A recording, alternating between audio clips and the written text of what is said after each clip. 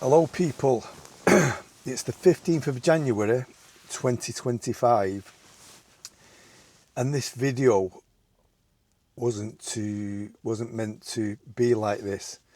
This chat I'm having with you now was supposed to be at the end of a video that I was making on Tuesday when I was in the lakes in all the snow on Fleetwith Pike, but I'm a man of a certain age and I'm useless with technology, and I ran into issues with my phone which pretty much kind of put an end to my trip because my phone's quite important to my job, and it was a new phone and I thought the battery was busting it, so I decided to take the phone back to the phone shop and see if I could find out what the problem was. Anyway, so the reason I'm making this video, it's about the Hilleberg Soulo, and my experience with it. So when I planned on making this video, I was going to title it something like why I bought 4 Hilleberg Soulos, but I've actually bought 5. So the story is that in 2010, 2011, I was in a shop in Andorra when the euro was quite strong. I think it was like €2 to the pound or something like that. And I seen the first Hilleberg, which was the Hilleberg Soulo, as part of a shop display. But when I walked in the shop, they was taking it down and the tent was sort of like over to one side in the climbing department. So I didn't even plan on buying a tent. My intention was buying climbing shoes on that particular day. So I've looked at the tent and thought, wow, that looks like a good piece of kit, and got chatting to the assistant there, and she told me that they was changing the display and putting something else there. So I wanted to know more about the tent, and then when I had a close look at it, I thought, right, I want this. And at the time she said it wasn't for sale. So she then called another department.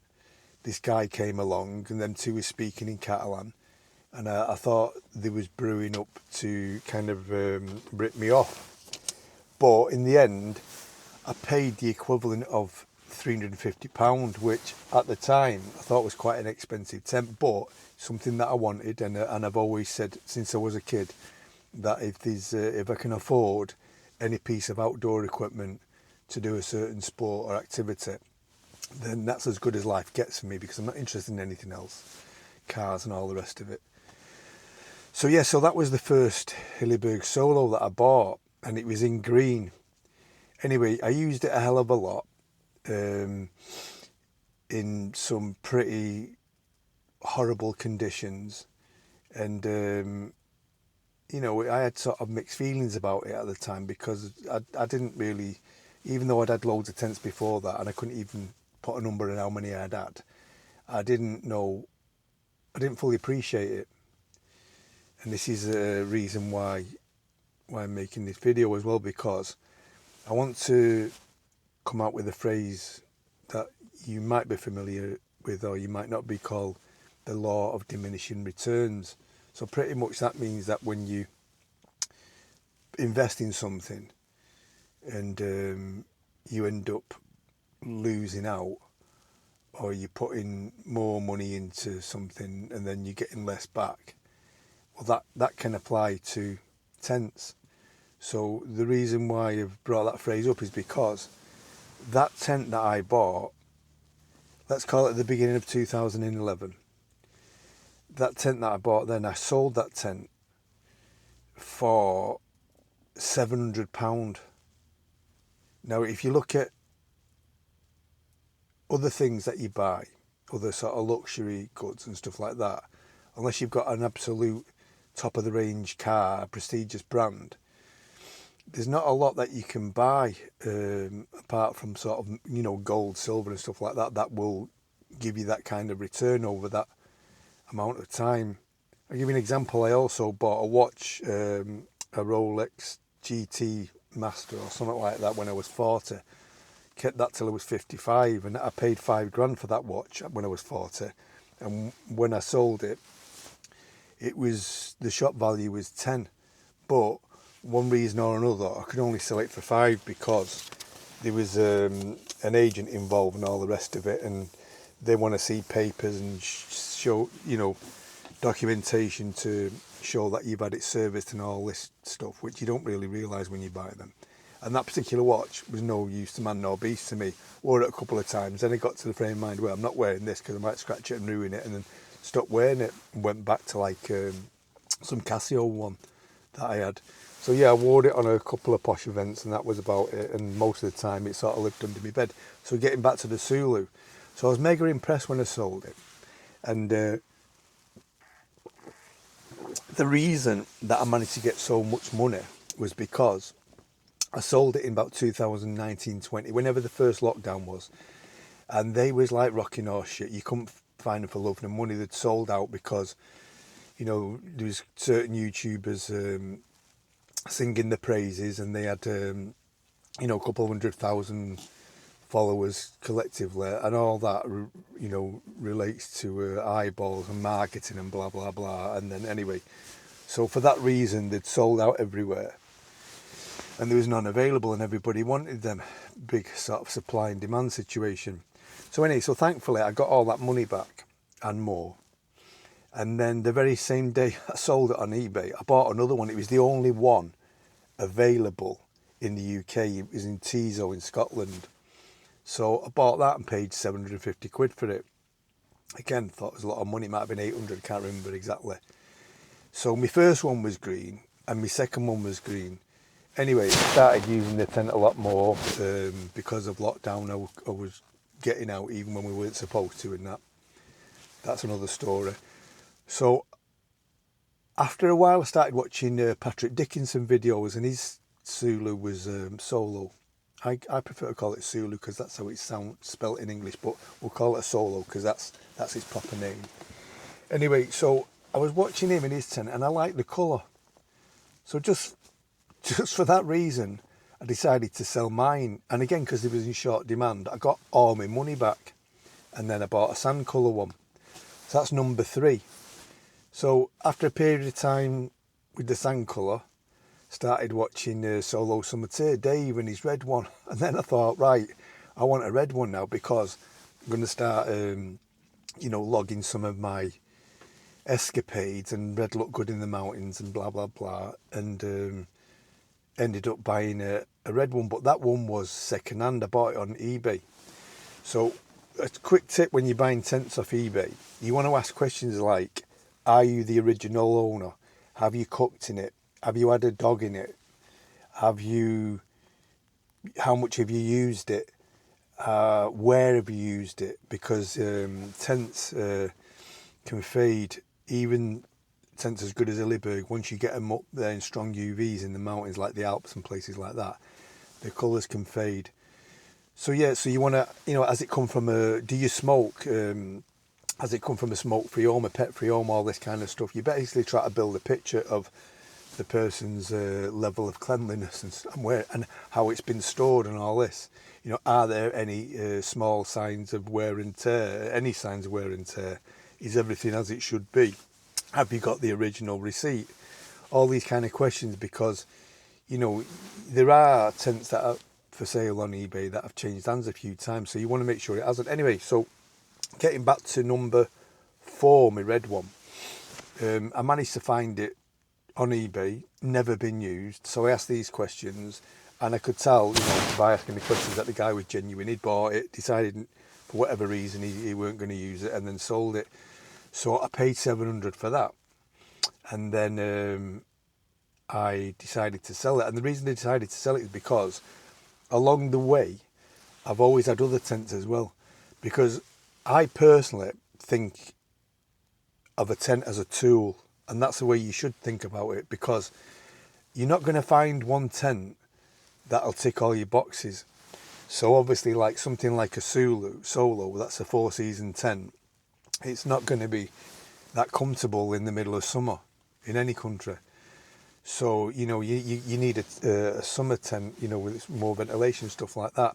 So getting back to this tent and tool thing, it's just like a craftsman say, you know, you couldn't ask a craftsman what's his best tool, because his best tool is the tool that's best at a certain job.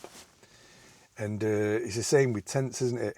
So when you consider the weight of a Soulo and what it's capable of, to me, it's my tent where I'm going into the mountains, and I know it's, you know, anything could happen weather-wise, and I want to, you know, 110% guarantee that I'm going to be all right. Once I've pegged it out, I want to get in there, get my head down. Talk about flapping and condensation and shit like that, yeah. That will happen with pretty much anything. Yeah, Soulos are, the inners are prone to rattle a bit. Well, all the Hillebergs are really, because of the material the inners are made out of. But on the Soulo, there's a channel by a guy called Rob something, I'm not sure, I will put it underneath the title, and he talks about when you put the hangers that hang the inner to the outer fly, you can double turn the black clip that's connected to the elastic, and it just takes up a little bit more slack. That won't be approved by Hilleberg, and it might be detrimental to your warranty, but it's just a little tip on the tightening the inner up. So why I've also swapped, when it got to my last one, my red one, my number 4, I decided to get rid of it, and the reason I did was because currently I've got 2 Lightwave Sigmas S20s, and that is my favourite, all-time favourite tent. Only discovered it 2 years ago. Absolutely love it. Managed to get one on eBay for peanuts, 250 quid, and the other one I paid the full value, because I'm worried that they might stop making them. That's like made out of X-Tex material, which is breathable and stuff like that. I have made a video on the S15 and the S20 and sang its praises. But anyway, so getting back to this tool business, that's my favourite tent in terms of, in the UK, the type of weather that we get. That'll deal with the humidity better than pretty much, well, definitely than any other tent I've had. And it's also quite spacious. So one of the cons to having a Hilleberg Soulo is the lack of space, right? But that lack of space is also one of its strengths.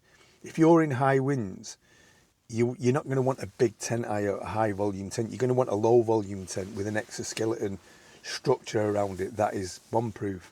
And you've got the choice of the Hilleberg Soulo red label or the black label. Incidentally, I've just ordered one black label pole, the middle pole, because I am quite weight conscious of my gear. So I thought I might see how I get on with one pole for my red label across the middle. I might buy the full set, I don't know yet. I might even buy a black label at some point.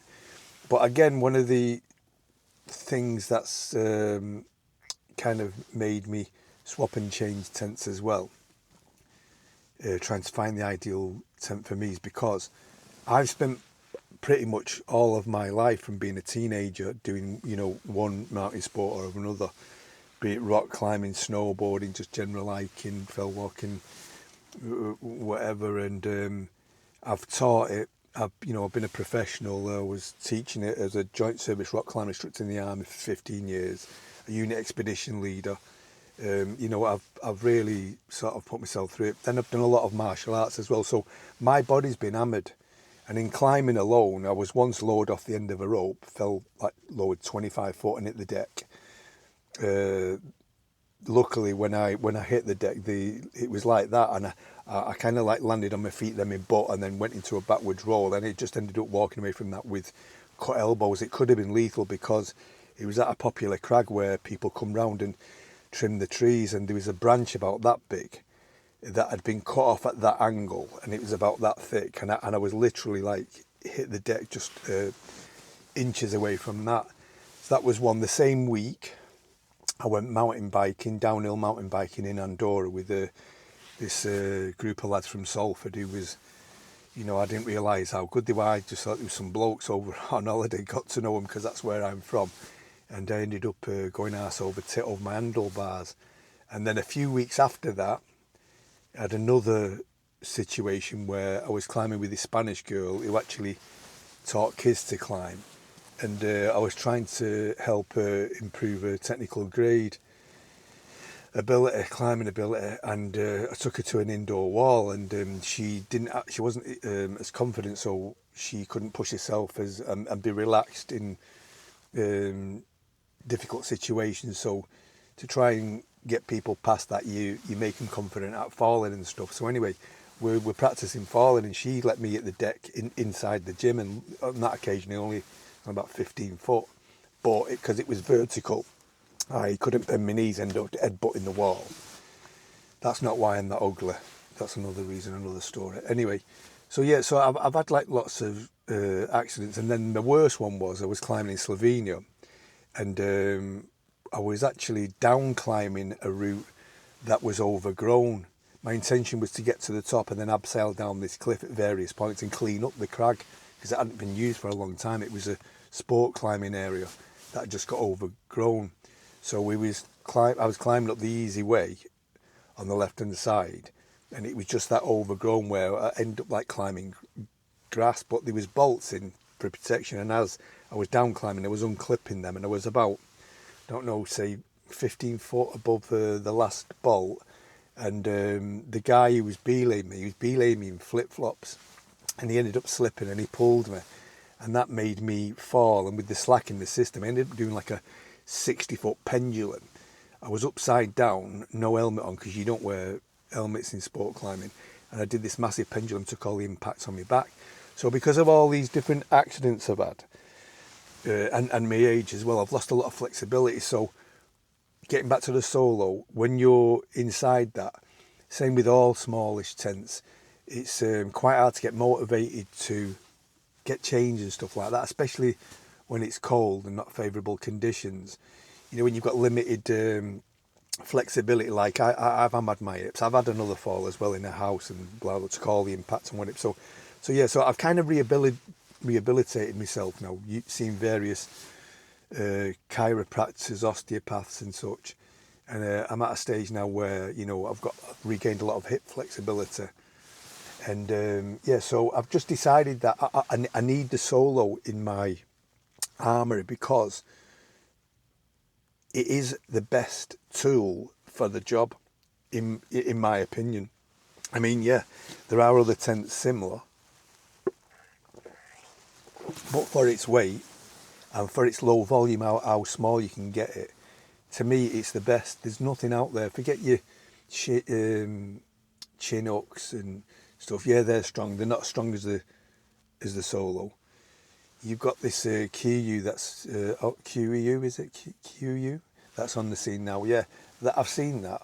My mate's got one. And at the time when I seen that perform, I had my Hilleberg match. And I've got to be 100% truthful, that wasn't flinching in the slightest, where the match, even though it wasn't, you know, vulnerable to collapse or nothing like that, it just didn't seem like it was coping quite as well. But again, you've got to factor in the pack volume of the tent.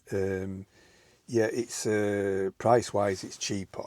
But then when you look closely, get really up close and personal, quality is not as good as Hilleberg. And then you've got this massive volume, I've said that, haven't I?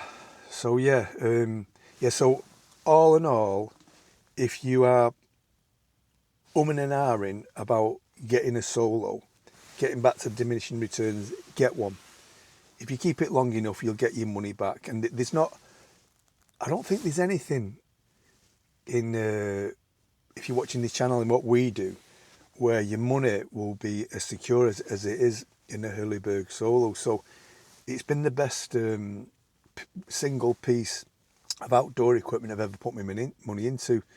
So, you know, this last tent, it's in red. My number 5, red again, is it was $799 from Taunton Leisure. For some reason they had a sale on, and you know, you never see Hillebergs in a sale, but yeah, I was lucky really. So yeah, I'm going to keep this one now. I'm just, like I say, it's a tool for a tough job, and that's how I'll use it. And then in the meantime, for, you know, majority of sort of like inclement weather conditions, it'll be the Lightwave Sigma. And then in the summer I've just bought a Durston X-Dome, which I'm loving, and I can see him using that a hell of a lot.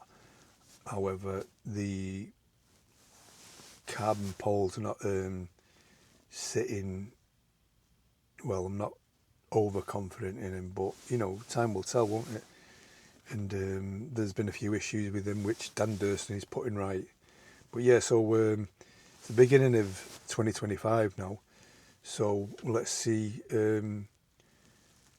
we know where I'm at come 2026. I do believe I'll still be saying that my Soulo is my #1 weapon for bad weather, that I've been using my Lightwave Sigma S20 on other occasions, and then it'll be 6 Moon Solo or the X-Dome. I don't know. So yeah, yeah. Like I said, this was not supposed to be at this end of the video. So if you want to join me for my little exploit on Tuesday on in the Lake District in the snow at Fleetwith Pike, carry on watching. Again, I'm shit at all this editing and stuff like that. I'm not going to edit. I've just discovered CapCut.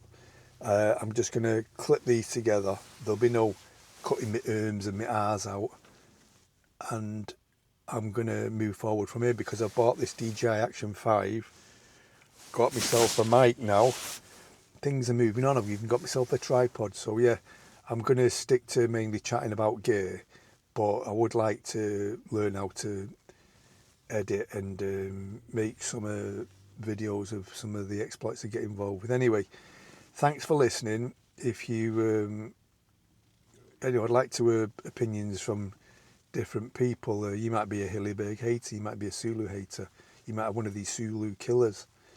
I won't mention any brands, but you know who you are. But whatever, so yeah, so leave a comment. I'd appreciate if you liked and subscribed, and yeah, I hope you enjoyed the rest of the video. So see you later. Happy New Year, everyone. It's Tuesday the 7th of January 2025. So first of all, I'd like to thank everybody who subscribed.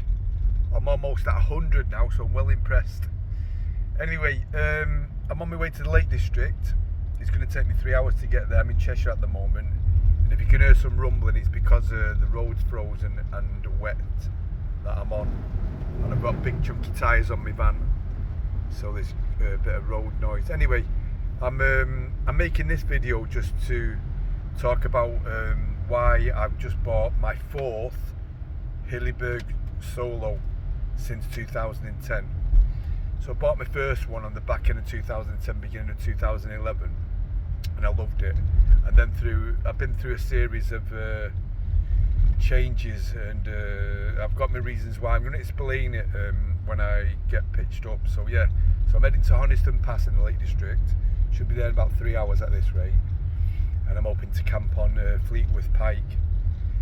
So yeah, I'm going to chat why, after spending thousands really on various different tents, that I've decided to go back to a Soulo. So anyway, I'll speak to you soon. Bye bye for now.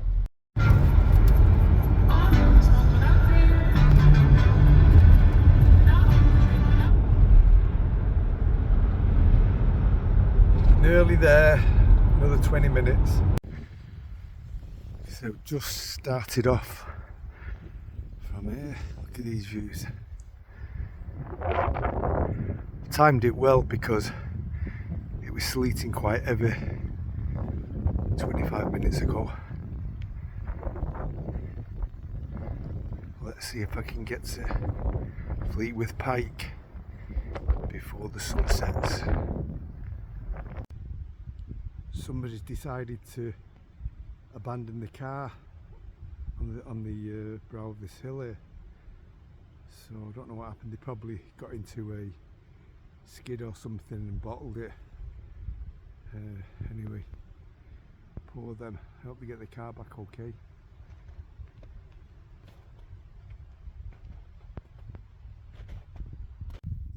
I'm just 5 minutes walk away from the slate mines, but I passed a couple in a van.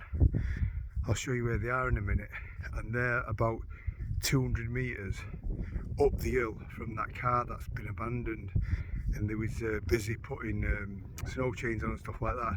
So I explained to them that if they carried on and they got as far as that car, then they'd be completely knackered, they'd be joining the queue because they wouldn't be able to reverse back up the hill because it's a front wheel drive van. But the other, don't know if you can see it, just a minute, there they are, in the centre of the screen. Yeah, but I hope they didn't think waffling shit to him to spoil the day, because some people are like that, aren't they? I'm not. But yeah, I hope they manage to find somewhere where they're going to be safe for the night. Anyway, onwards and upwards for this old chap. It's about 6 inches deep here, in parts anyway. Lovely jubbly. Oh, I wish I would have got my phone out 5 seconds ago, because a jet's just passed, and it kind of like went close to the top of that ridge there and went past where I'm going to be camped tonight. So yeah, we're at the Honest Cafe now.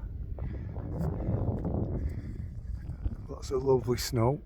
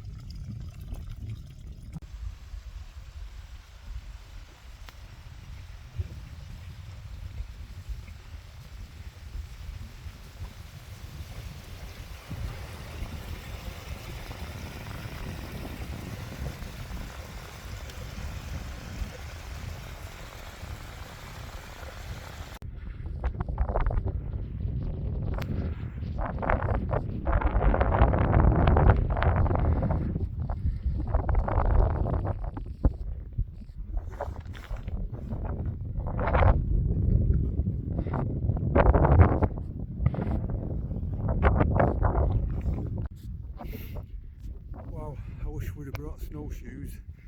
Never expected the snow to be as deep as it is. Look around down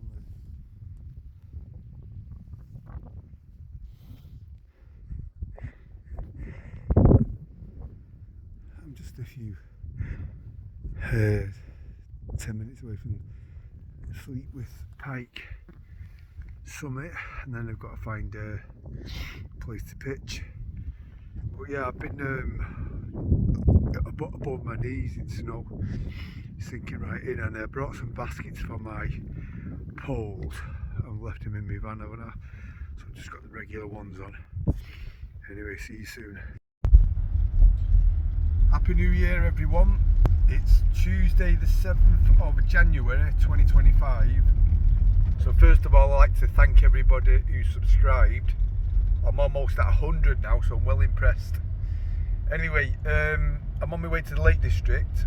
It's going to take me 3 hours to get there. I'm in Cheshire at the moment, and if you can hear some rumbling, it's because the road's frozen and wet that I'm on, and I've got big chunky tyres on my van, so there's a bit of road noise. Anyway, I'm making this video just to talk about why I've just bought my 4th Hilleberg Soulo since 2010.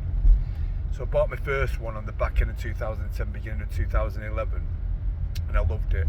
And then I've been through a series of changes, and I've got my reasons why. I'm going to explain it when I get pitched up. So yeah, so I'm heading to Honiston Pass in the Lake District. Should be there in about 3 hours at this rate, and I'm hoping to camp on Fleetwith Pike. So yeah, I'm going to chat why, after spending thousands really on various different tents, that I've decided to go back to a solo. So anyway, I'll speak to you soon. Bye bye for now.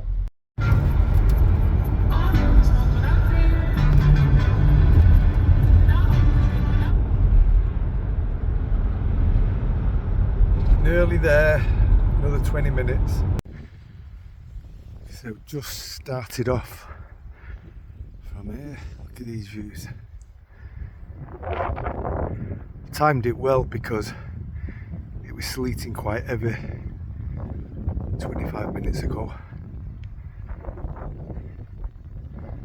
Let's see if I can get to Fleetwith Pike before the sun sets. Somebody's decided to abandon the car on the brow of this hill here. So I don't know what happened. They probably got into a skid or something and bottled it. Anyway, poor them. I hope they get the car back okay.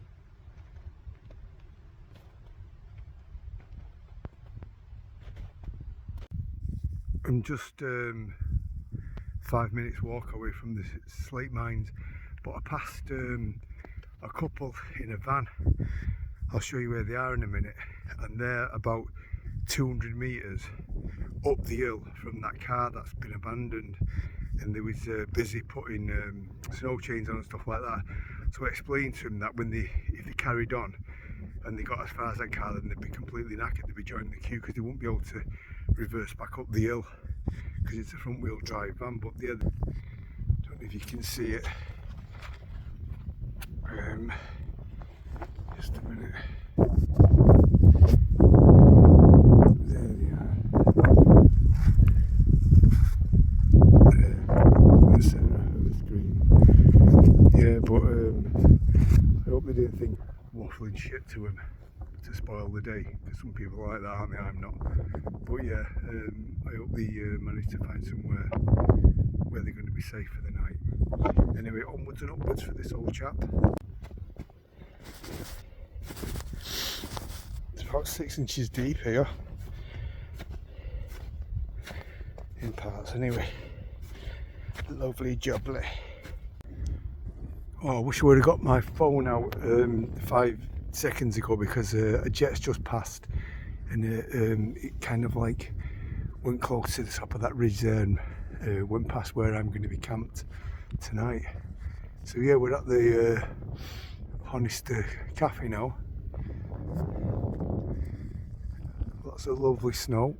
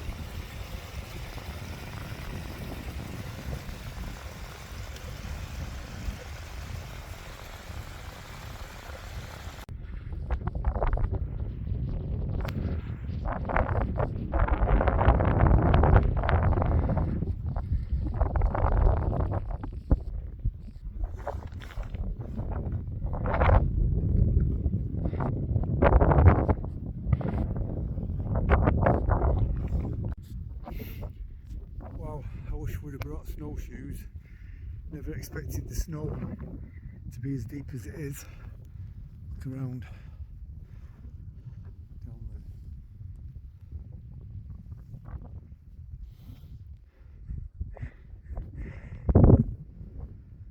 I'm just a few 10 minutes away from Fleetwith Pike summit, and then I've got to find a place to pitch. But yeah, I've been above my knees in snow, sinking right in, and I brought some baskets for my poles. I've left them in my van, haven't I? So I've just got the regular ones on. Anyway, see you soon. Okay, it's 5:30. I got to the cairn on Fleetwith Pike. Well, I didn't actually get to it. It was about what was a 50 metre short or something like that, and it was blowing an absolute gale, and I was ended up in like thigh deep snow. So basically I backtracked because I'd been putting crosses on the ground at possible flat spots where I could pitch, and this is one of them. And now I've got the tent pitched. Typically the wind has completely stopped. So yeah, welcome to the Hotel California. So yeah, the first peg I put in as well, the flipping east and the tip of it come off. So I've got a couple in sunken all the way down, but then there's a few that are 3 inches out. I mean, they are 9-inch pegs, aren't they? But yeah, look, and then can't get me any further because it's that frozen. Yeah, that's the one where the tip come off, but I've managed to put a rock on top as well. And then I'm going to get in and make myself something warm to drink. Okay, it's 5:30. I got to the cairn on Fleetwith Pike. Well, I didn't actually get to it. It was about what was a 50 metre short or something like that, and it was blowing an absolute gale, and I was ended up in like thigh deep snow. So basically I backtracked because I'd been putting crosses on the ground at possible flat spots where I could pitch, and this is one of them. And now I've got the tent pitched. Typically the wind has completely stopped. So yeah, welcome to the Hotel California. So yeah, the first peg I put in as well, the flipping east and the tip of it come off. So I've got a couple in sunken all the way down, but then there's a few that are 3 inches out. I mean, they are 9-inch pegs, aren't they? But yeah, look, and then can't get me any further because it's that frozen. Yeah, that's the one where the tip come off, but I've managed to put a rock on top as well. And then I'm going to get in and make myself something warm to drink.